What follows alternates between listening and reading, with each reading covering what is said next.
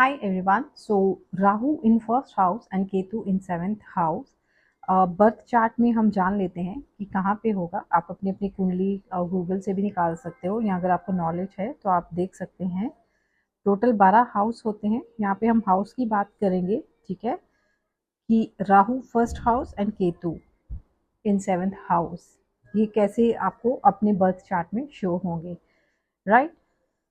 आज हम उसके बारे में बात करेंगे कि ट्विन फ्लेम्स की लाइफ में राहु एंड केतु का कितना सिग्निफिकेंट रोल है, एंड वो क्या इम्पोर्टेंस रखते हैं, एंड क्या क्या एक्सपीरियंसेस आप करते हैं। आज हम उसके बारे में जानेंगे। अभी मैं सिर्फ आपको बर्थ चार्ट ड्रॉ करके दिखा रही हूँ। यहाँ पे हम सिर्फ हाउसेस की बात करेंगे, यहाँ पे मैं राशियाँ नहीं ले रही हूँ। तो आपका ये हो गया फर्स्ट हाउस, ठीक है। आपको बर्थ चार्ट में यहाँ पे फर्स्ट हाउस ये दिखेगा, ये दूसरा दूसरा घर, सेकंड हाउस ये तीसरा, राइट। ये चौथा घर, ये पांचवा, ये छठवां, ये सातवां, ये आठवां, ये नौवां, ये 10वां और 11 और ये 12 घर। टोटल ऐसे 12 घर आपके बर्थ चार्ट में आपको दिखेंगे। इसमें राहु यहाँ पर लिखा होगा आपकी कुंडली में, या रा करके ऐसे लिखा होगा हिंदी में, और सातवें घर में केतु, ठीक है, यहाँ केतु ऐसे लिखा होगा, क्योंकि ये जहाँ पे राहु होता है उसके एकदम ऑपोजिट एक्सिस में केतु कुंडली में होता है, ठीक है। हम ट्विन फ्लेम्स के बारे में आज बात करेंगे। Hi everyone, welcome to the channel. आज हम राहु केतु के फर्स्ट एंड सेवेंथ हाउस के एक्सिस की बात करेंगे, एंड ट्विन फ्लेम्स की लाइफ में इनका क्या प्रभाव पड़ता है उसके बारे में बात करेंगे। Welcome to the channel. Guys, पहले कुछ बेसिक्स मैं आपको बताना चाहती हूँ।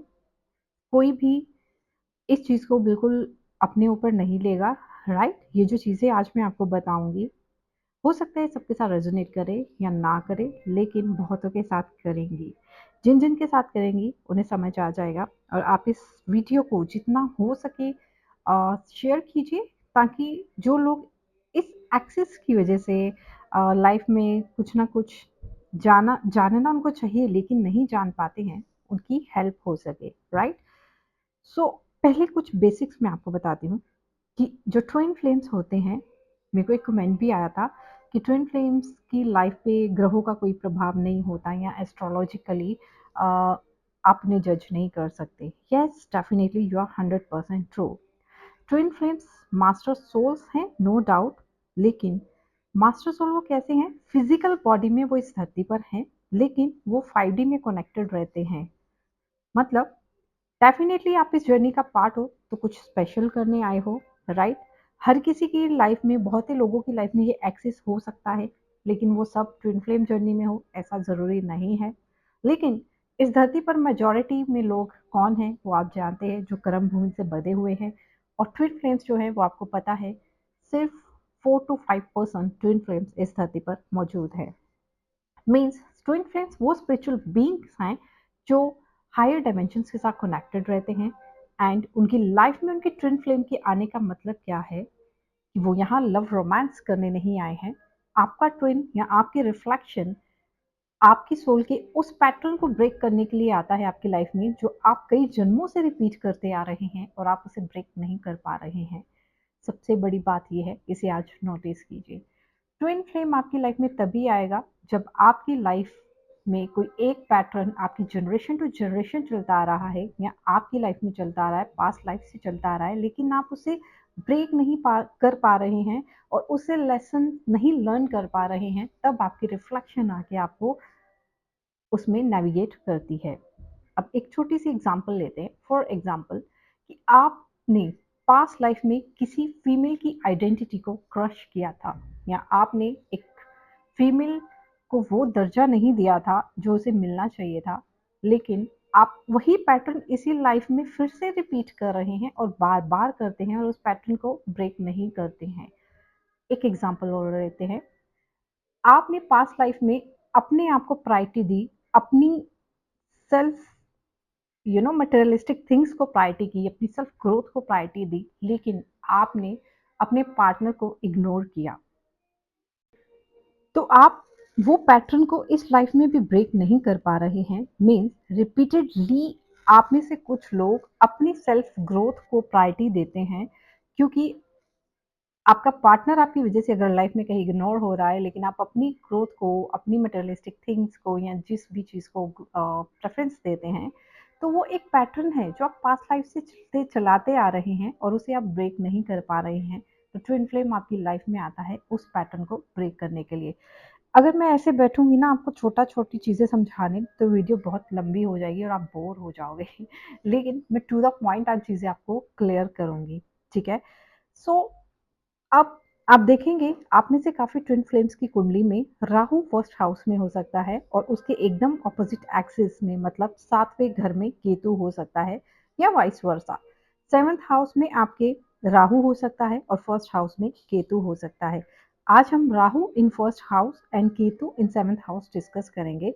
इसके साथ आपकी कुंडली में गुरु चांडाल योग भी हो सकता है, या जुपिटर आपकी कुंडली में पहले घर में हो सकता है, 8वें घर में हो सकता है। ऐसे बहुत सारी छोटी-छोटी चीज़ें हैं जिनसे हम ये चीज़ें जान सकते हैं। लेकिन आज हमारा मेन फोकस है Rahu in first house and Ketu in 7th house. बहुत ही मिस्टीरियस एक्सिस है। राहु और केतु को अदृश्य ग्रह कहा गया है। पिंड रूप में ये दिखाई नहीं देते हैं। बहुत सारे एस्ट्रोलॉजर्स इन्हें इतनी मान्यता भी नहीं देते हैं। लेकिन हमारी लाइफ की जो जर्नी है इन्हीं के इर्द गिर्द घूमती है। राहु क्या है? राहु आपको बताता है कि आप इस जन्म में जो कलेक्ट करेंगे, इस जन्म में आपकी जो डिजायर्स हैं वो राहु बताता है कि आप क्या पाना चाहते हैं। और केतु क्या है? केतु आपके पास्ट लाइफ का लेखा जोखा है कि आप अपनी लाइफ की जर्नी कहाँ छोड़ के आए हैं, या आप पास्ट लाइफ में क्या कर रहे थे, क्या अचीव करना चाहते थे। केतु आपको वो बताता है। एक चीज इसमें और बता देती हूँ, आप में से काफी लोग देखेंगे राइट नाउ, अगर आप मैरिड हैं या किसी रिलेशनशिप में हैं, तो आपके पार्टनर जो हैं वो इस ऑपोजिट एक्सिस के होंगे। मतलब उनका जो राहु है वो 7th हाउस में होगा एंड केतु उनका फर्स्ट हाउस में होगा। आप में से काफी लोग राइट नाउ जिस स्पाउस के साथ मैरिड हैं, अगर आपका फर्स्ट हाउस में राहु है एंड 7th में केतु है और उनका ऑपोजिट है, उनका 7th में राहु है और फर्स्ट में केतु है, तो यहाँ पर एक स्ट्रॉन्ग पास्ट लाइफ कनेक्शन आपका अपने स्पाउस के साथ भी है। मीन्स आप इस स्पाउस के साथ कोई एक पर्टिकुलर लाइफ का पैटर्न ब्रेक करने आए हैं और इस कार्मा को रिलीज करने आए हैं। लेकिन आप अभी भी अगर वो सेम कार्मा रिपीट करते रहते हैं, तो आप नेक्स्ट जर्नी फिर से उनके साथ आगे कंटिन्यू कर सकते हैं। राइट? सो बहुत इंटरेस्टिंग बातें हैं। चलिए स्टार्ट करते हैं। जो राहु है वो हमें अगर फर्स्ट हाउस में दिखता है, तो फर्स्ट हाउस का मतलब क्या है? कुंडली का लगन। मीन्स आप खुद, आपका सर, आपका हेड। अब आपका लगन में ही अगर राहु बैठा है, मतलब आपकी मेन आइडेंटिटी में ही राहु बैठा है, तो आप जानिए क्या होगा। प्रैक्टिकल एस्पेक्ट, जो मेजॉरिटी लोग यहाँ पर इस धरती पर मौजूद हैं, एस्ट्रोलॉजर्स अपने ज्ञान के हिसाब से, या उन्होंने जो शास्त्रों में पढ़ा, या उन्होंने जो समझा जाना, लोगों के साथ जो भी उनकी काउंसलिंग होके उन्होंने जाना, जो उनका एक्सपीरियंस कहता है कि जिनके पहले घर में, जिनकी आइडेंटिटी में ही राहु होता है, वो पर्सन बहुत एम्बिशियस होगा, वो पर्सन बहुत एरोगेंट होगा, वो पर्सन जो है, जो पाना चाहता है उसे पाके रहेगा एंड सेटिस्फाइड नहीं रहेगा। जितनी भी प्रसिद्धि उसे मिल जाए, मतलब आज वो कितना भी प्रसिद्ध है लेकिन उसमें सेटिस्फाइड नहीं है, उसको और प्रसिद्धि चाहिए। ठीक है? सो ऐसे में मीन्स, इनका कहने का मतलब है कि ये पर्सन सेल्फ सेंटर्ड होगा या सेल्फिश होगा। तो ये पर्सन, अब पहला घर आइडेंटिटी है इसकी, और 7th हाउस के ऑपोजिट केतु है, और 7वां घर क्या है? स्पाउस का है, काउंटर पार्ट का है, मैरिज का है, रिलेशनशिप्स का है, पार्टनरशिप का है। और उसके 7वें घर में ही केतु अगर बैठा है, तो वहां पर वो एनर्जी मैच नहीं हो पाएगी। मीन्स राहु इल्यूजन क्रिएट करेगा एंड वो उसको जो यू नो उसको जो रिस्पेक्ट इस रिलेशनशिप में देनी चाहिए, मतलब अपने स्पाउस को जो वो डिजर्व करते हैं, जो रिस्पेक्ट, मान सम्मान उनको देना चाहिए, वो उनको नहीं दे पाते हैं। मीन्स यहाँ पर अब ये हो गया कि केतु 7th हाउस में जिसका पार्टनर है, शादी है, और फर्स्ट हाउस में उसके राहु है, तो केतु 7वें घर में है, तो अपने आप एक डिटैचमेंट को शो करता है। यहाँ पर अब दो चीजें होंगी। प्रैक्टिकल एस्पेक्ट से लोग कहते हैं कि ये अपने पार्टनर को इग्नोर करते हैं या उनको वो दर्जा नहीं देते जो वो डिजर्व करते हैं। लेकिन अगर हो सकता है, मान लेते हैं क्योंकि मेजॉरिटी ऑफ लोग यहाँ पर है, लेकिन जब ट्विन फ्लेम्स की बात आती है तो ट्विन फ्लेम के साथ अगर ये सब हो रहा है तो वहाँ पर एक अलग तरह का एनर्जी मिसमैचिंग है।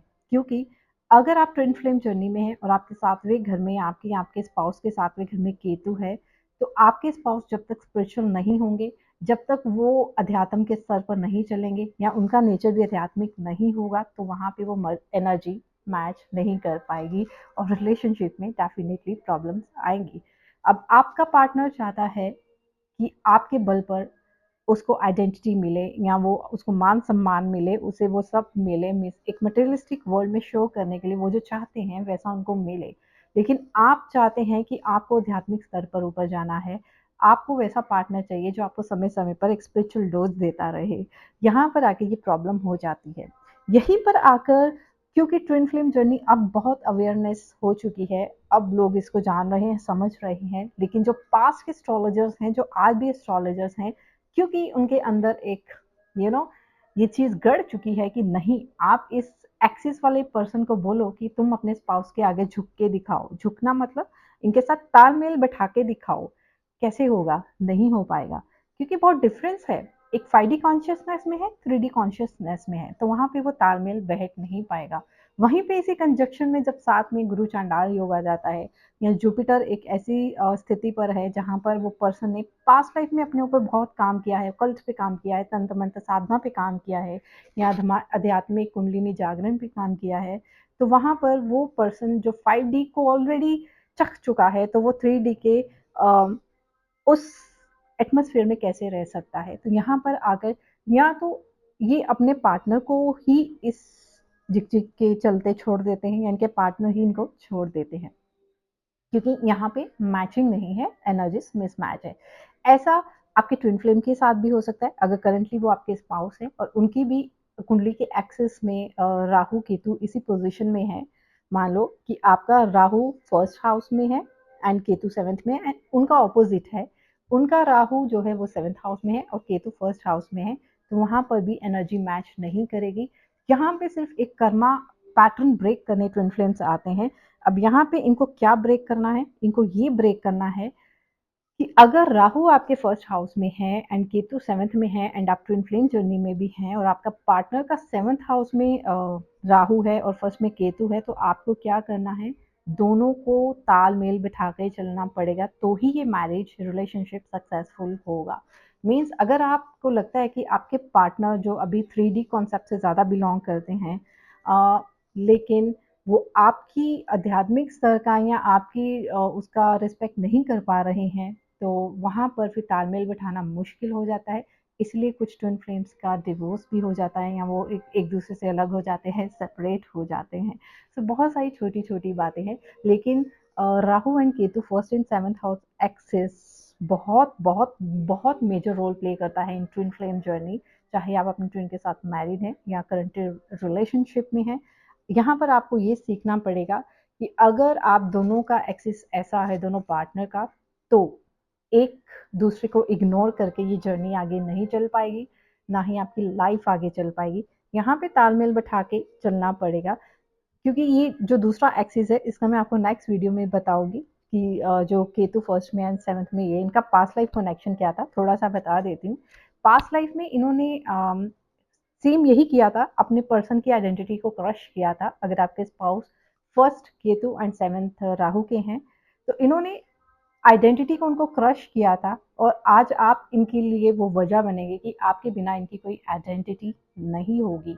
ये अपनी लाइफ में बहुत कुछ हासिल तो कर लेंगे, लेकिन एक जो पीसफुल लाइफ है, एक जो सक्सेसफुल लाइफ है, ये दोनों पार्टनर एक दूसरे के बिना तालमेल बैठा के चलेंगे तो कर सकते हैं जो जो अचीव करना चाहते हैं। बहुत सारी ग्रोथ हो सकती है इनकी, लेकिन अलग अलग होके नहीं कर पाएंगे, उतना ही कर पाएंगे जितने इनके कर्मों में है। राइट? सो गाइस, ये छोटी छोटी चीजें हैं। अब इसमें आपको काफी कुछ समझने को मिला होगा, में से काफी लोग होंगे इस एक्सिस के ट्विन फ्लेम्स। तो आपको यहाँ पर ये जानना है कि हमें जो astrologers practical aspect majority of public के हिसाब से बताते हैं कि ये लोग ऐसे होते हैं, भाई इनका तो कुछ हो ही नहीं सकता, भाई कुछ नहीं हो सकता, तो कुंडली ऐसी है, तो हमें उन चक्रों में नहीं पड़ना है। क्योंकि यहाँ पर आपको भगवान ने एक स्पेशल जर्नी के साथ भेजा है। तो यहाँ पर आप चाहो तो भगवान को भी मना सकते हो, एंड भगवान के सामने कोई राहु, कोई केतु, कोई ग्रह किसी तरह का कुछ नहीं कर सकता है। और भगवान से जब आप पूर्ण निष्ठा के साथ और एक साफ मन के साथ प्रार्थना करते हैं, तो वो आपको सही रास्ते पर भी लाते हैं और आपको सही राह भी दिखाते हैं। सो ये था आज एक practical aspect of Rahu Ketu with spiritual aspect, जो कि जानना बहुत ज़रूरी है, क्योंकि ट्विन फ्लेम्स बोल नहीं पाते हैं आगे आके, या बोलने की अनुमति नहीं है, या इनके कॉन्सेप्ट्स को समझा नहीं जाता है, या इनको वो चीज़ मतलब अगर आप बोलोगे तो कोई मानेगा नहीं, तो वो समझेगा कि ये अपनी ही कोई मनगढ़ंत कहानियाँ बना रहे हैं। लेकिन नो, यहाँ पर इस चीज़ को समझना बहुत ज़रूरी है कि 3D concept and 5D concept के अंदर मिसमैच होगा जब तक ये दोनों इस पर मिलके वर्क नहीं करेंगे और आगे की जर्नी तय नहीं करेंगे। So guys, take care of yourself. Thank you so much. Bye.